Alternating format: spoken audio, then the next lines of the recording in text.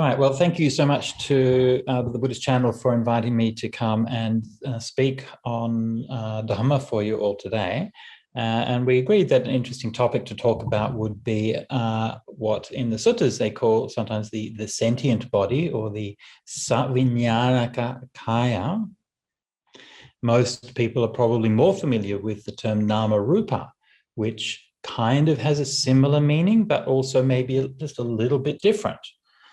And so I want to sort of discuss some of these issues and try to look at the, first of all, the sort of linguistic context, like what the texts actually say, and then maybe some reflections on the meaning and the context of those things, and then perhaps a look at how they inform our practice. Okay, so I'll start out with a linguistic discussion first, or just a discussion of what we find in the suttas. So in the suttas, especially in the Pali suttas, but also commonly throughout all the Buddhist suttas, we find the reference to a somewhat intriguing term called Namarupa. And Namarupa is kind of an interesting kind of word. It's not an easy one to, well, I shouldn't say that.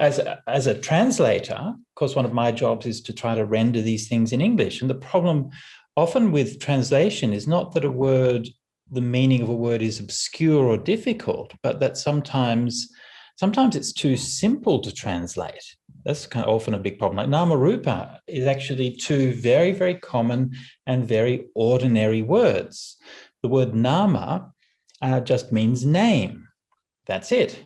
Very simple. And it means actually name in even in modern languages. It's actually etymologically the same as the English word name, which until a few hundred years ago in England was actually just pronounced Nama. So that shift from the pronunciation of Nama to name happened only recently. And I think Nama is in Bahasa Indonesia, is Nama mean name as well?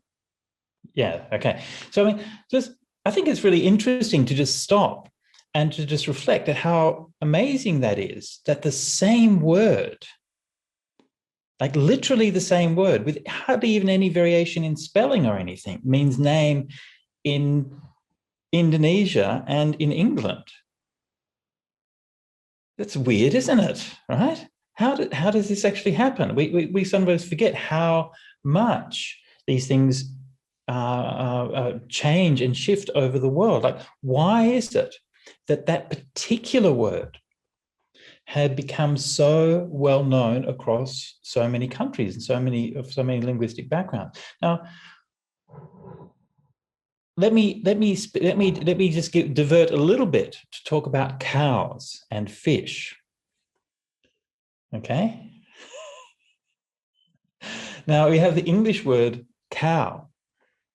Yeah, and in Pali the word for cow is go. And in Sanskrit, it is gava.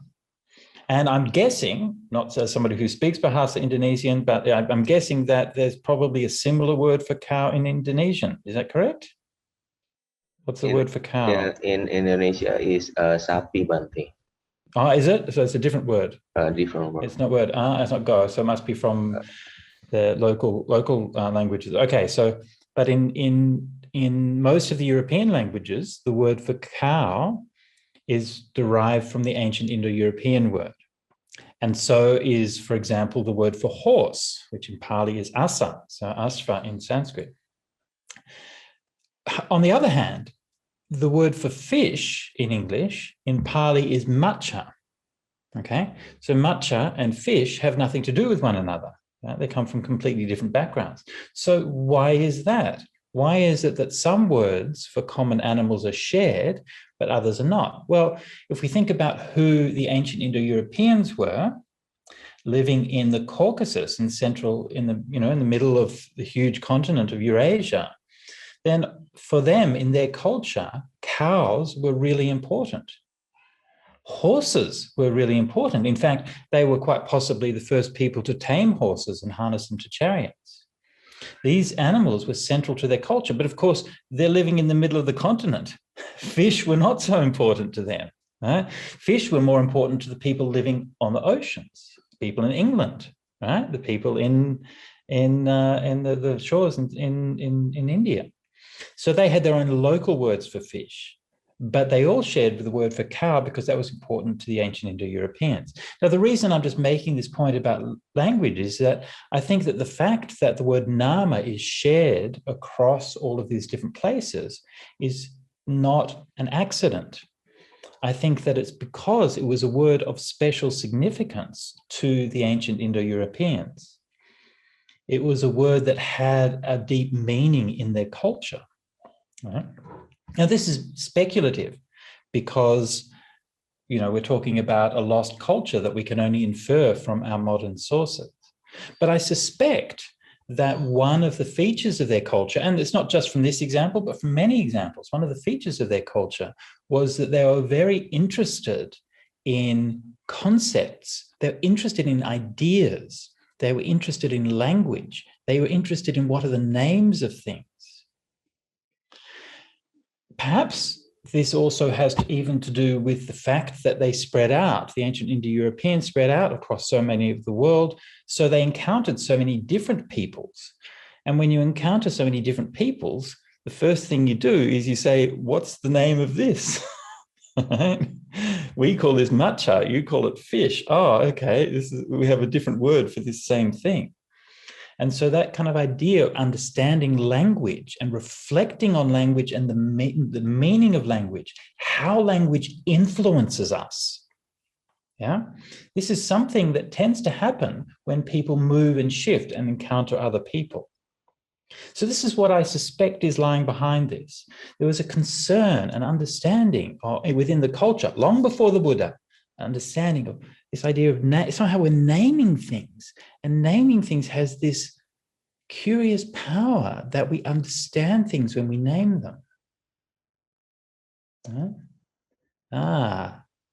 Think about that. Like if you're walking through a forest or you're walking through something and you see a flower, oh, what's that? I don't know that. It's unknown. It feels like there's a distance from it. And then your friend says, oh, that's a hydrangea. Right? That's a jasmine.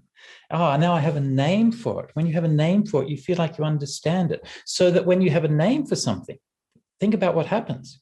I see this flower. I don't know that flower. But I see it. Okay, I see it. That flower has a shape. It has a color. It has an appearance. But I don't have any concept in my mind that allows me to make sense of that flower. Right? And so when that happens, we feel a bit curious. There's a feeling of it's a bit unsettled. I mean, if it's just seeing a flower, then never mind, right? But imagine that you were to arrive in a foreign city where you didn't speak the language and all of the signs, imagine if I was to go to Japan or to China and all of the signs are in Chinese and I can't read any of the signs. I have no idea what anything is. And so you'd feel very alienated. You feel unsettled and disturbed. Right? So this lack of being able to conceptualize things makes us feel uneasy. So come back to the idea of the flower. Think about how that works. You have an image of the flower. You have a name for it. The image of the flower is the rupa. That's what rupa means. Rupa means an image, a vision, a shape, a form of something. So we have the form of the flower.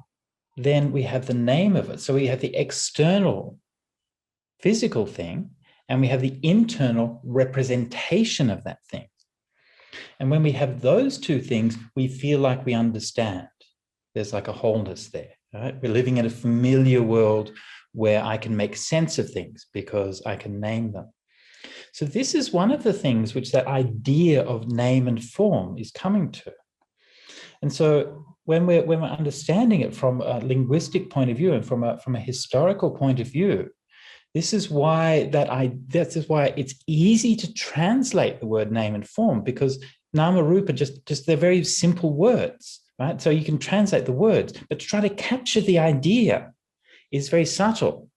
Right? The underlying idea behind the idea of Namarupa is very subtle. And it's very hard to capture in a translation. So this is why I wanted to dwell a little bit on that idea of the name and the form as a concept, as an idea. Now, here's where it starts to get interesting. Think about, let's say, let's continue the flower idea. Let's consider, say, biology. All right. Now, in biology, one of the great projects that biologists have is to classify everything. All the different species in the world, let's find a name for each one of them. Let's fit them into a taxonomy. Let's make them all fit together. So this is a process of naming. And they are continuing with that process of naming things so that we can understand the natural world better. Yeah. And that's still going on today. And it was going on in the time of the Buddha. So the people in the time of the Buddha wanted to understand things, and they thought that they could understand things by putting names on them. Yeah. And this was one of the ideas. So that's why this thing becomes an object of spiritual relevance, because you don't really understand something just by naming it. Naming things is handy, it's useful, but there's a lot more to something than just the name of it. And often it can even be misleading, right? We think we know something because we know the name of that thing. And, you can even see yourself how that can be quite reductive, right? So you might say something like, I met such and such a person, but, that person likes putting pineapple on his pizza, right? Oh, that's so horrible. How could I ever be friends with a person who wants to put pineapple on my pizza? On his pizza? So as soon as you think that you've identified somebody like that, then it's a way, it's kind of reductive. Like once you name something, you've created an illusion of understanding that stops you from going deeper into it and understanding the essence of the thing. Yeah. So you can start to see how this idea of Namarupa is actually a very pregnant idea. It's a very kind of fun. It's a subtle concept, but one which underlies a lot of our spiritual practice. Now, all of the things that I'm talking about were known about before the Buddha. The term Namarupa is a pre-Buddhist term. And these ideas that I'm talking about are already found in the pre-Buddhist scriptures that we call the Upanishads. And so just give a little bit of background here. So from a very ancient time in the Brahmanical culture in India, they recited these hymns called the Vedas. And based on those Vedas, they would do various rituals. And of course, Brahmins today still do this. A few days ago, as it happens, Venerable Akaliko and myself attended a vigil in the centre of Sydney, which was held to remember the Indian people who are suffering under COVID, and a very great tragedy that's unfolding there as we speak. And we went and we recited the Metta Sutta and tried to just express our support and our compassion, because so many people are suffering so very much. Even one of the attendants at that meeting spoke about how she had, on the train coming up there, the tragic news that one of her family members had died. And so it's a terrible thing. Even like some of the senior Buddhist community members, the senior monk, Venerable Satyapala, has passed away a week ago from COVID. And so it's a terrible tragedy. Anyway, we went there to speak about this, and there was a Hindu representative there, and he recited the Gayatri mantra, which is one of the central verses taken from the Vedas. So these things are still alive and very much a part of the living Hindu tradition. Now, if you are in a religious tradition, you often end up reciting things which have words, and just the recitation of them is considered to be something which is good. And of course, we find this kind of thing all through Buddhism as well. And I probably, for most of the people who have experience in Buddhist communities, I probably don't need to spell this out, but let me do that anyway, right? And a lot of the times people go along to temples and they recite, and they don't really understand what it is that they're reciting. They're just saying words. And they go, Paramati pata ve ramani sikkhapadang samadhiyami. And you ask them, what does Paramati pata mean? And they say, I don't know, my mum told me to come. And so this is kind of the problem, right? Because it just becomes like it's just the name, right? It's just, you can say the words, and then that's it. Now, the pre-Buddhist Brahmins were well aware of this, and a lot of the Upanishads talk about this, and they talk about the fact that if you do these rituals, it only really has meaning if you actually understand them in the right way. And one of the most characteristic phrases in the Upanishads is the phrase ya evam veda, one who understands this, one who knows this. That means one who, when they're doing those rituals, understands them correctly. Right? That's when those rituals will truly be fulfilled. So there's this idea already before the Buddha that there's the name of things and the form of things on a kind of surface level, and then underlying that, there's a deeper level of understanding. Right? So the Buddha took up this idea, right? He inherited this idea, and then took it even further and developed this understanding of Namarupa and mind and body even further. So the Buddha talked about these things in a number of different ways and a number of different aspects. But one of the differences that he said from the Upanishadic doctrine is the Upanishad said, well, look, this underlying knowing, this what they call vijnana, is the fundamental, that is our self. So once we've gone beyond the surface trivial name and form, we can go to the deeper underlying consciousness, and that is our true self. They use the simile, for example, of all of the rivers flowing down into the sea. Yeah? All of the rivers flow down to the sea. Each river has its own shape, its own rupa. Each river has its own name, its own nama.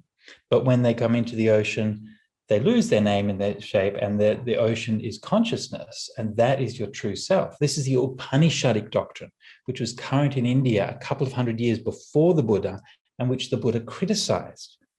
And what the Buddha said, and if you just stop for a minute and you take back and look at that simile from a physical point of view, right? The vijnana is the ocean, which is permanent and stable and eternal and infinite. But of course, from our modern science, we know that that's not true, actually. The ocean might seem like it's infinite and eternal, but actually it's temporary and impermanent and conditioned. And the ocean is constantly evaporating. The water is falling on the hills, into the rivers, and then back into the stream. It's actually a cycle of conditions. And it isn't that the ocean is permanent and the rivers are impermanent. And that is very much like the critique which the Buddha gave against the Upanishads. He said that this thing that you call in consciousness is not permanent and eternal, but it too is part of that conditioned process, part of that cycle. Consciousness conditions name and form, Namarupa conditions consciousness, and these are all part of that cycle, which in a physical sense, we would say is part of the cycle of nature or the ecosystem. And from a Buddhist sense, we would say is part of the cycle of dependent origination. Yeah? So I'm drawing analogies here between the way that nature works and the way that dependent origination works. I'm not saying that these are the same thing. I'm saying that there are similar kinds of processes that we can observe. And so the Buddha always looked at things in terms of conditionality and impermanence. All right. So this is giving you a bit of a kind of background as to how the Buddha is using these terms, Namarupa, and how they emerged out of that particular specific historical context. And I think that if we ignore that historical context, we will be tempted to misinterpret what the Buddha was saying through the lens of our own preconceptions. That's why it's important to try to look at what was the Buddha talking about in his time and place. Once we know that, then we can start to ask, what does that mean for us in our time and place? Okay, so Namarupa, the original meaning of it. So what I've been talking about so far is the original meaning of it, like where the word is coming from. But one thing that we often forget is that words are not static. Words don't just exist. Words are constantly changing. The meanings of words are constantly changing. So Namarupa isn't a word or a term with a meaning. It's a word or a term on a journey. Yeah, the meaning is changing gradually over time. And so if we want to understand it, then we have to look at, well, what does it mean to those people in that context at that time? And we should avoid the temptation of thinking that, well, it necessarily meant the same thing to everyone over all time. It's not to say the meaning is completely different, but it's just to say that the sense of it and the perspective on it can shift over time.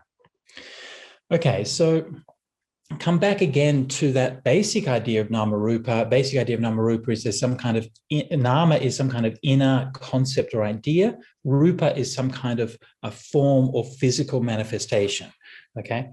Now, that applies to how we see the external world, but also applies to how we see our own world, that is to say, our own body. And so just as we can recognize that that plant has a form or that wall has a form, we can also recognize that our own body has a form, has a rupa. And very commonly in the suttas, we find that the word rupa is used simply in the sense of a body, right? This is one of the senses. So sometimes the word rupa means a sight, something that you can see. Sometimes it means any kind of physical phenomena. And sometimes it means a body. And it's not, as a translator or as someone who's looking at the suttas, it's not always easy to tell exactly what sense is meant in each context. I mean, usually it's clear enough, but sometimes there are some cases where you're not quite sure exactly what sense is, and maybe even that the Buddha was playing around with these different senses and that he meant it to be read from some different perspectives. So sometimes we find rupa used in the sense of the body, and in that there's actually a number of words in Pali for the body. There's rupa, kaya, sarira, and so on. And they all have slightly different kind of nuance to them. So when the Buddha was talking about Namarupa in terms of the body, then we're talking, then this is a more kind of evolved, slightly more evolved, more technical way of using the word, as opposed to the other more naive way of thinking about it is just nama is the idea of something, the name of something, and rupa is the physical appearance of something, right? So we're moving towards a more sophisticated, more philosophical, more psychological understanding, you know? And under that more psychological understanding, what it's pointing to is the fact that who we are, right, this what we take to be a person here, is somehow made up of these different aspects, that we have these conceptual aspects, we have this mind, we have thinking, we have ideas and emotions and feelings, and we also have this physical dimension. We have senses, we have a physical body, we have a shape, and that shape has its own memory, right? Each of our bodies bears the scars and the events that's happened to us throughout our whole life. And that shape, that physical shape, starts to manifest at conception in the mother's womb, and gradually grows from there along with our mind, along with our thoughts, and so on and so forth. And those two things are very intimately linked because, for example, in how your brain works, right? So when you use your brain, you think in a certain way, so there's a certain mental event which uses naming, so there's a nama there. But those mental operations, those mental processes also have a corresponding physical counterpart in terms of your brain and the brain activity. And also through your body as well. Like if you have an angry thought, then that affects your breathing. It affects the tension in your muscles or your body language. So our nama, how we're using our mind, and our rupa, how our body is, are constantly interdependent and changing. Yeah? Now, when the Buddha talked about this nama rupa as a sort of sense of the organism with its physical and mental aspects, he used a number of different terms to address this from slightly different ways. One of the words he used also, I mentioned at the beginning, is the word savinyanaka kaya, which literally means a body with consciousness or sentient body. And that's a word which is only found, I think, in one place. It's not a common technical term, but it's found in one place, and that context is independent origination. And the point there is that when we are reborn, our body, our physical body, comes together with consciousness, right? It's already part of that thing. Our mind is already part of that whole kind of system. Yeah. So there are a few philosophical issues which we can sort of tease out of the discussion so far. And I'll just make a few philosophical points before moving on to the discussion of how we apply this all in our practice. First philosophical point I would like to make is that in Buddhism, there is normally, or certainly in early Buddhism, there is normally a clear distinction between Namarupa on the one hand and Vijnana or consciousness on the other hand.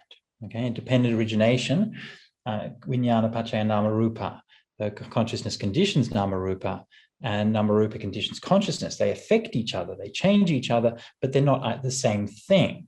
So what the difference there is that Namarupa is the more active and conceptual side of the mind. Namarupa is our thoughts, our ideas, our perceptions, and so on. Whereas consciousness is the awareness of all of those things. Right? Consciousness is the awareness of a thought. It's the awareness of a sight. Yeah? It's the Buddha said consciousness is like the lord of the city, which sits in the middle at the crossroads. And it's like the consciousness receives the reports from everybody else who's giving it the messages. Right? So that aspect of consciousness, as the consciousness is kind of sitting in the middle and seeing everything else, this is why it's so easy to take consciousness as a self, because it's hard to see it. Consciousness is the seer, and it's not easy to see the seer. Yeah. How do we see the seer? Well, get a mirror. And our mirror is our meditation and our reflection in meditation. And through meditation, we clean our mind, and mind becomes like a mirror, and we can start to catch a glimpse, almost off to the side, like in the corner of our eye, start to catch a glimpse of what this consciousness is. Like, what is it that's seeing all of those other things? But this is very subtle. It's philosophically subtle, and it's experientially extremely subtle to be able to really see what consciousness is. Yeah? So this is the first thing to bear in mind. So when we're thinking, and just remember, just like as a basic or naive principle, everything that you think you know about your mind is nama. Right? All your thoughts, all your ideas, all your emotions, all your opinions, and so on and so forth, this is all nama. And even like you can see this in modern times in, say, things like discussions of AI and artificial intelligence and so on. You know, the things that they're talking about are always nama. Like Alan Turing said, well, we can tell if a computer is conscious, is intelligent, if we can talk to it, and we can't tell whether it's a human or a computer, right? So it's defining intelligence in terms purely of nama. Right? And all of the discussions of artificial intelligence and things like that all miss the point of vijnana, which is actually what matters. Vijnana consciousness is kind of dismissed as this kind of ephemeral epiphenomenon that kind of magically arises from the brain, but doesn't really have anything to do with anything. Whereas from a Buddhist point of view, consciousness is the heart of everything, and it's what matters most. So this is why vijnana is so hard to see, and why the insight into vijnana, the understanding that even this is impermanent and conditioned, this is the crucial difference between the Buddha's teaching and the teaching of the Upanishads. Because great as the Upanishadic sages were, and the Buddha had tremendous respect for them. We know from the story, the first thing he wanted to do after enlightenment was to teach Alara Kalama and Uddhaka Ramaputta. He knew how profound their understanding and their experience was. But even they didn't see this very subtle point. So this is the first thing, the distinction between Namarupa and Vijnana. Everything that you've seen in your mind that you think your mind is Nama. Okay? Unless you've had deep insight in meditation that allows you to catch a glimpse and an understanding of vijnana. Otherwise, it's I'm just making a generalization here. But for most people, what they think their mind is their nama, not their vijnana. Okay, that's the first point I want to make. Second point I want to make is that often in modern Buddhism, Namarupa is translated as mind and body. Now, that's in certain, as I've said, it has different meanings in different contexts. And in some contexts, that's not it's not an incorrect translation. However, as somebody who has a background in Western philosophy, I think it's an unfortunate way of thinking about it, because it introduces a bunch of fallacies and philosophical problems that are alien to Buddhism. If we're not familiar with the history of philosophy, then we're maybe not aware of what a minefield this is. But it's truly one of the most intractable problems in Western philosophy. And it's a problem that Buddhists have not had to deal with it because we come from a different set of assumptions. So let us not make Buddhism messed up by naively importing problems from Western philosophy. Okay? Why is this an issue, and how does this problem come about? Well, it's always interesting to think of these things in terms of the most simple and obvious point of origin for them, okay? So think about, say, the Bible, one of the great sources of Western philosophy. In the Bible, God creates Adam, and then he's got a bunch of mud lying down there, and then he breathes life into Adam, breathes life into him. This is the essence of the mind-body problem. You have two completely separate kinds of things, which you then somehow have to unite. If we say that our mind is one thing and our body is another thing, how do we actually get them to stick together? Right? Do we use like a metaphysical super glue to somehow bond these two things together? How do we do it? Like, what was the God doing that he took a spirit which is somehow intrinsically separate from the body and kind of united with it? Right? So these are the kinds of problems, and philosophers have been wrestling with this for centuries, and most famously Descartes, but also so many who have wrestled with this, and modern Western philosophy is still in the thrall of this idea. And the whole problem with it is based on a ridiculous assumption. That's not how human bodies work. Human bodies work, like the Buddha said, as a savijnanaka kaya, as a conscious body. And right from conception, there are these two elements which are there, the physical growth and the mental and the conscious growth, and they slowly and gradually grow in complexity together. There's a relation between these different aspects. And this is a fundamentally different way of viewing our sentient body. Okay? Let me phrase the whole thing another way. From the point of view of dualistic philosophy, mind and body are two separate things, or mind and spirit, or mind and soul, or whatever you want to call it, body and soul, body and spirit, whatever you want to call it. These are two separate things, and we have to somehow figure out how to unite them. From a Buddhist point of view, our fundamental experience is a mixture of mental and physical phenomena. Think about it. Think about what's happening with you right now. You can see things. You can hear things. Right? You can feel things in your body, but you also have emotions. You also have thoughts. You have perceptions. And all of those things are all happening all the time. So the Buddha didn't start with a metaphysical assumption about what are the fundamental things in the universe. Right? He didn't start out by saying there is matter and there is mind, and how are we going to stick them together? He started out by looking how his experience actually is. And our experience is actually this whole mixture of things. David Kalapahana, memorable Buddhist philosopher, memorably described it as the big blooming confusion. And that's pretty much how it is. We see all of this mess of stuff, which is sort of partly organized, and we try to keep it partly under control. And much of our life is spent trying to pretend to others that we're actually a lot more in control than we really are.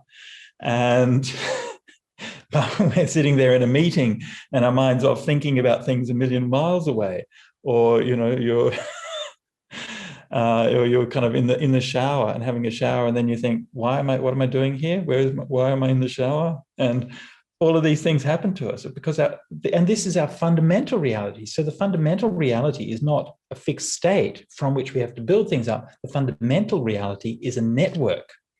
The fundamental reality is the connection. Right? Chakuncha pratica rupecha upajati chaku vinyanam dirnang sangati passo. Depending on eye and form, as arises eye consciousness, the coming together of the three is contact.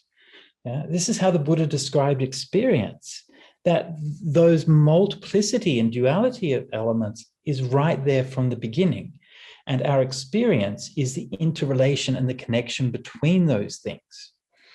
Now, once we realize this, then we can start to tease out these different aspects. So we can start to say, oh, hang on, sight is like a thing outside of us, right? Sight has this quality. It's like, it seems like it's something outside of us, and that's different from our eye or from our experience, which is inside of us.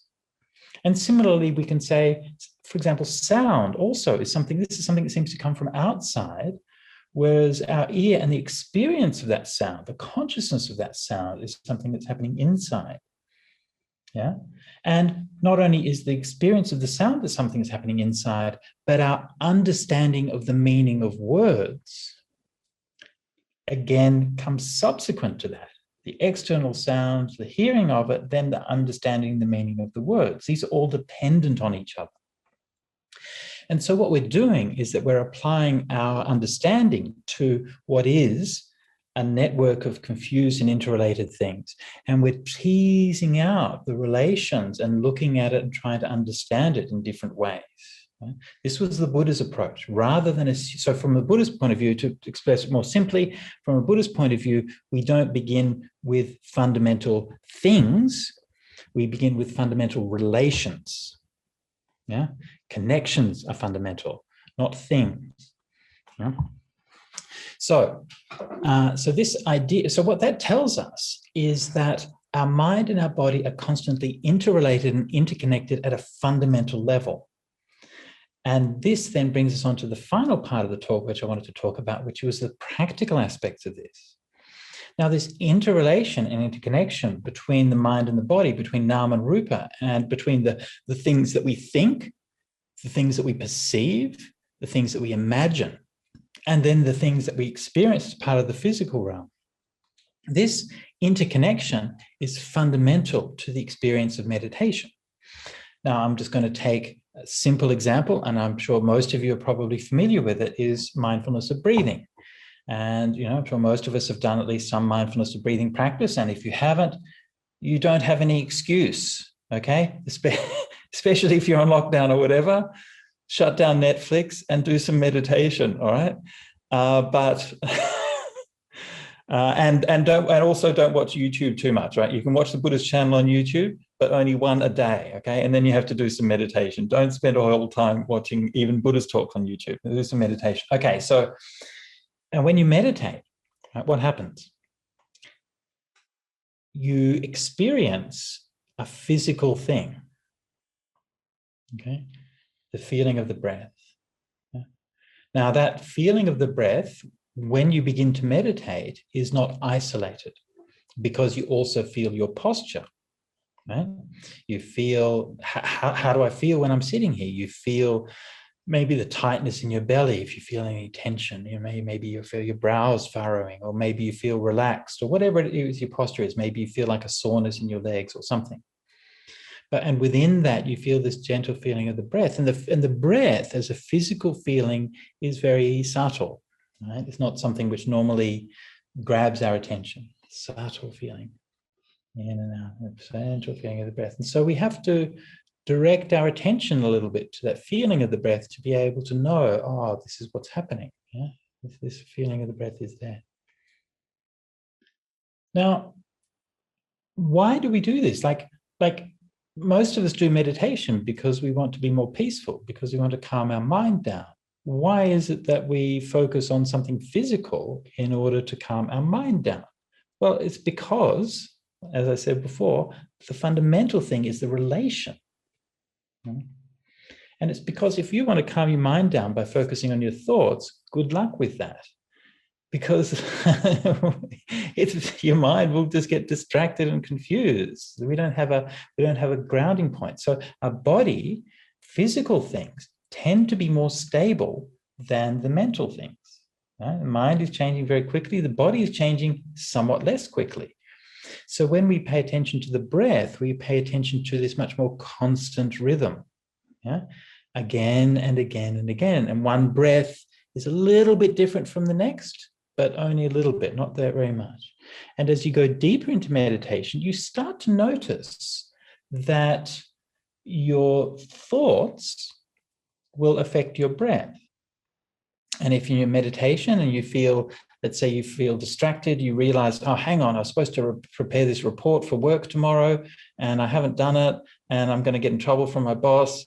And you start to get anxious and you'll notice that affects your breath. Your breath will become tight and it will become unpleasant. You say, okay, I'll do the report afterwards. You're still doing my meditation. Okay, calm down. And you come back to your meditation and that. So your mind is affecting your breath, but your breath is also affecting your mind. And when you can connect with that, you realize that actually this thing that we thought was just a physical flow of air, there's a lot more to it than that, because it almost seems like the breath has this natural soothing effect. It feels like this gentle reminder. And you begin to notice that it's not just its neutral feeling, but it's very pleasant. And you feel the breath, and the breath is like a cool breeze on a hot day, or it's like the gentle lapping of the waves on the shore. It's like this very soft feeling, which is bringing some sense of soothing and calm to you. And of course, that's not an accident. The breath has that function physiologically. If you from the moment that we're born to the moment we die, we are breathing. And if you stop breathing for a minute, try it, see how calm you get. Yeah. And we have very quickly that fear of death comes, that terror, that anxiety comes. And our breath is there our whole life, reassuring us, you are still alive. You're still alive. Gently, it's doing its job. It's just in the background reminding us. And so it's comforting us, it's soothing us, and it's evolved to have this sort of psychophysiological role.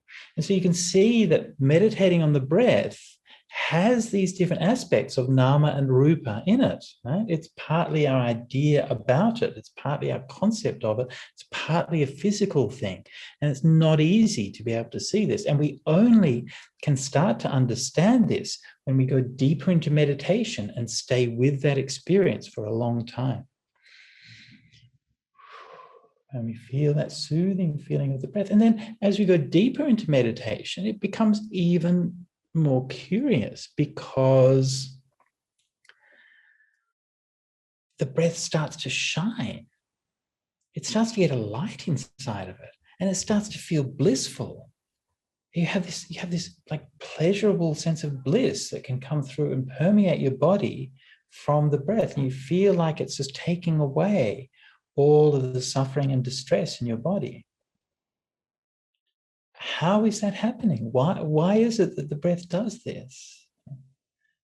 Again, it comes back to this understanding of Namarupa, of the interdependence of the mind and body, about how physical aspects of who we are and mental aspects of the are like this from the beginning. So the more we calm our breath, the more we calm our mind, and we experience that as a pleasure.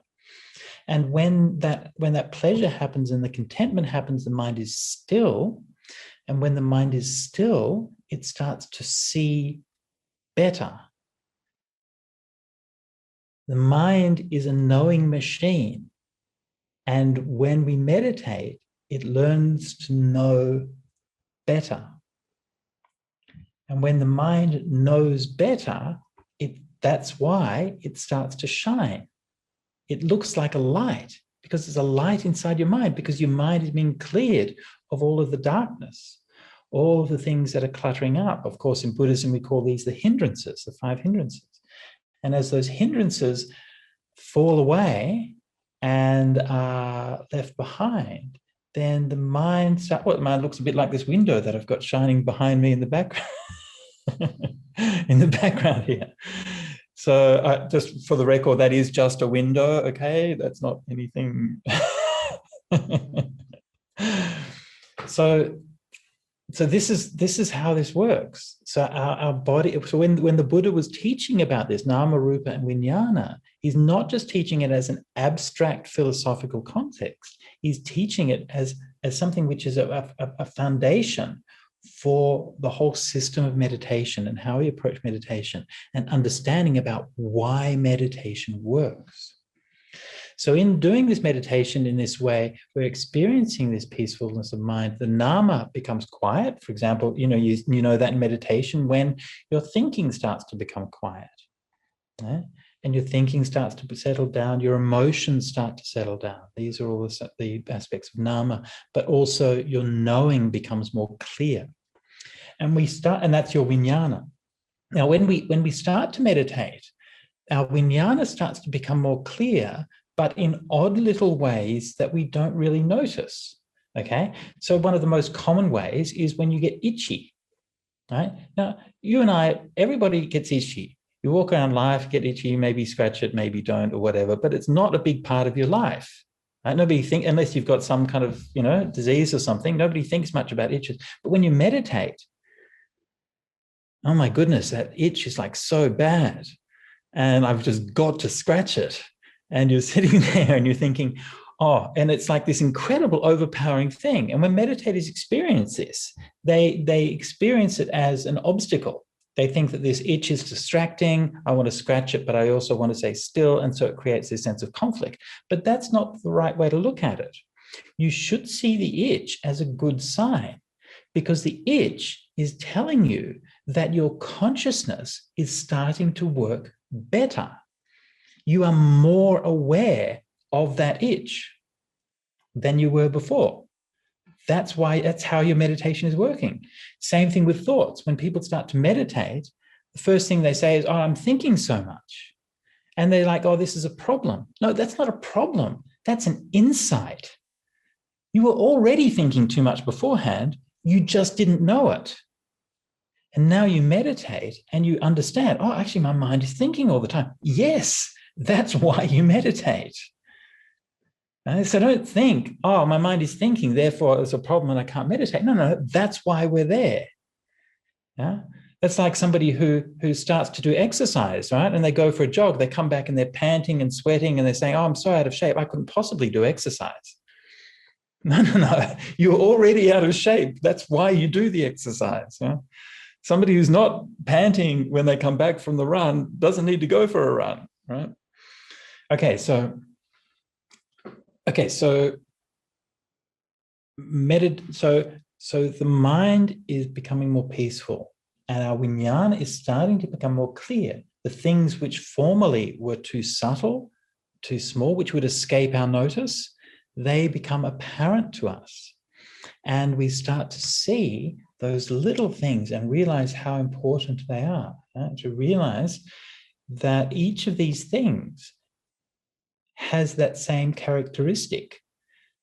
They are often unpleasant. They are changing. Yeah? And they also have other strange characteristics as well. For example, if you're suffering from an itch in your meditation, you might think, well, I want to focus on that. I'm going to be mindful of that itch. And you try to be mindful of it. And it seems to be not there anymore.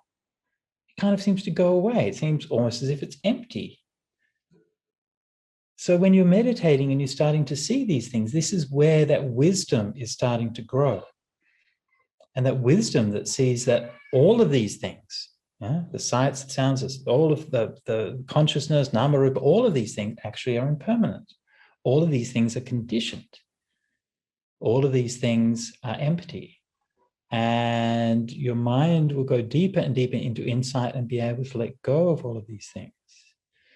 And so the teaching of Namarupa and teaching of mind and body is there to give us a conceptual clarity and understanding of how the world works.